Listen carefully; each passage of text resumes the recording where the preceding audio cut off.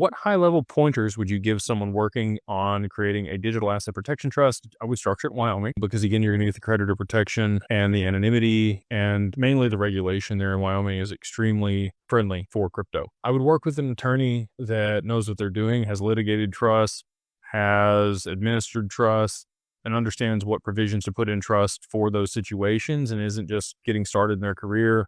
They've got a lot of tenure and understanding of what's going on. I would look at adding different clauses to your asset protection trust to make sure that it meets the criteria and how you want to manage your estate over the long term. If it's over 100 pages, it's probably too extensive and too rigid. If it's less than 30 pages, it's probably not as robust as you need. So somewhere in between those two amounts is probably going to be the sweet spot for you to capture everything that you want inside that and also give you the ability to be malleable because you want things to be flexible with it. You're going to want to pick a good distribution trustee, somebody that you trust enough to help you out. Obviously, they do have to do things to make sure that they're abiding by what they're supposed to do and not just give you your assets out of your trust anytime, especially if it is to pay off creditors. That's their job, to protect you in that situation. And work with a really good attorney. I would try to make sure that you're finding the best attorneys to work with that understand digital assets and are going to set it up the right way. And, a lot of what I just mentioned there.